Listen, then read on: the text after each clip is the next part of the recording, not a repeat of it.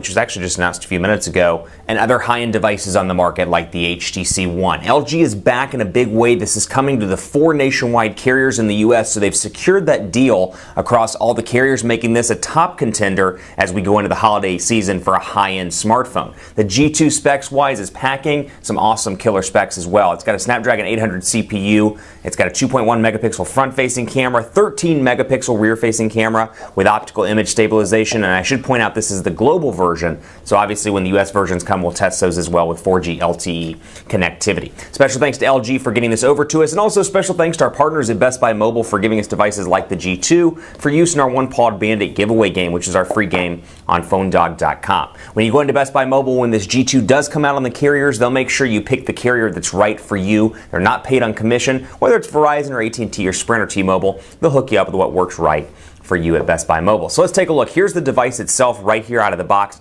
And again, going back through the specifications, 2.26 gigahertz Snapdragon 800 CPU with Adreno 330 GPU. We've got a 5-inch display, a 5.2-inch display here with 424 pixels per inch, 1080p HD display. So a beautiful big display, and it takes up most of the front of the device, making the bezels on the side very small in comparison. So on the back, what we talked about in the press conference, power button and volume rocker are on the back. You don't get anything on the sides here because LG's research says it's really hard, or was really hard for people to press the buttons on the side. It was easy to drop the phone. So they put the buttons where your index finger naturally goes, which is on the back of the device. You can see some stickers here.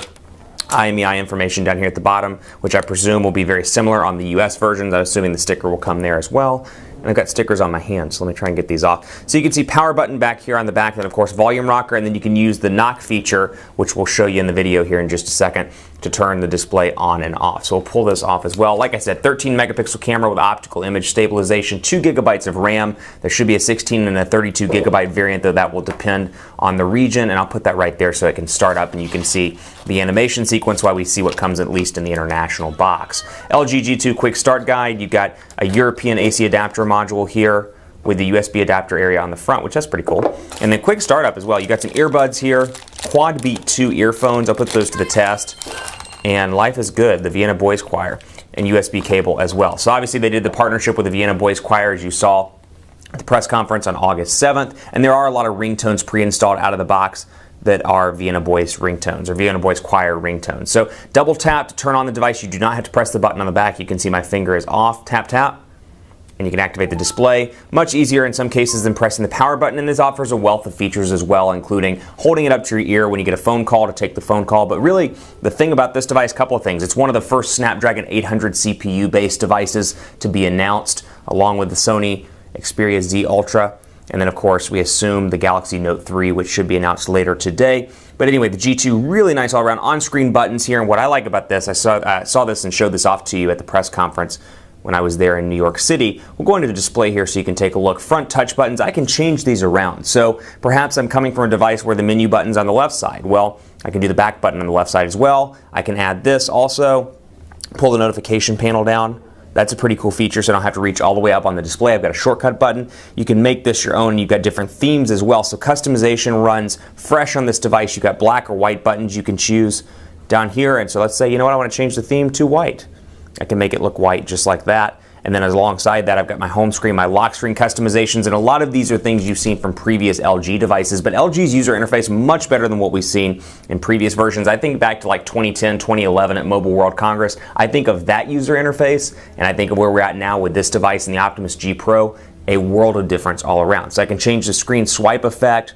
I've got a bunch of different options here. Portrait view only, my themes within the device itself, basic or marshmallow. And then I can go back to home here and take a look. But overall, as you would expect with a Snapdragon 800 CPU, this thing is incredibly fast combined with 2 gigabytes of RAM. Really a nice device all around. And you have some new goodies as well. We'll go into messaging here so you can see settings.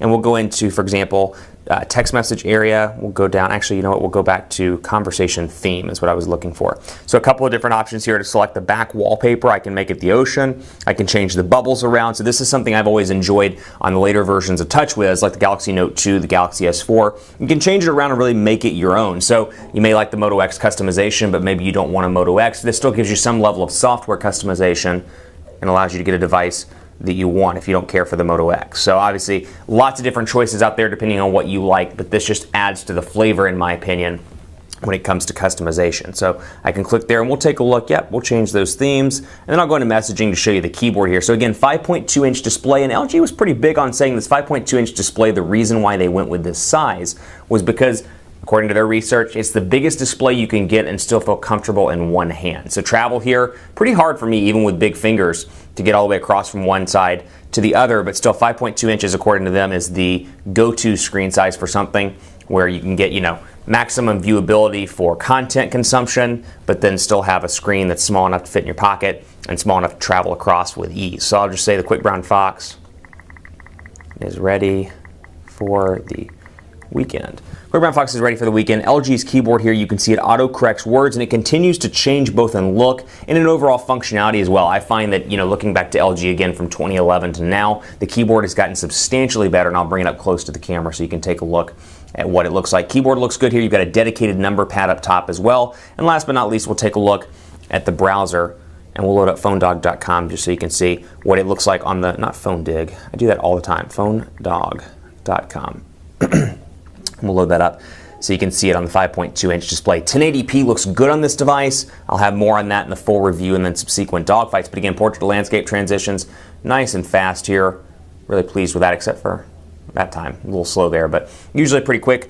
And then last but not least, I know I said that before, I want to cover a couple of other things in the user interface, including the applications. So you can see apps and widgets here. You've got Cell Broadcast, and because this is an unlocked device, you're not getting any carrier installed stuff. It's more Google integration stuff. And then, of course, some of the LG goodies as well. Quick Translator, Safety Care, Polaris Viewer 5, File Manager, Dictionary, and more. And then, of course, I have my widgets over here. Analog clocks, bookmarks, digital clocks, Gmail, all the stuff you would expect on the LG G2. Now, there are a wealth of software goodies on this device. This is kind of like LG's version of the later versions of TouchWiz on Samsung, so there are a lot of hidden goodies in the software that I look forward to covering in subsequent videos. So keep it locked in PhoneDog for continuing coverage of the LG G2. Let me know what you want to see. I'm on Twitter at PhoneDog_Aaron, Facebook, Facebook.com/HiAaronBaker. More to come from this device, the LG G2, on PhoneDog.com, including Android 4.2 goodies and things that are under the hood software-wise and hardware-wise. Keep it locked here. Stay tuned for more on the G2.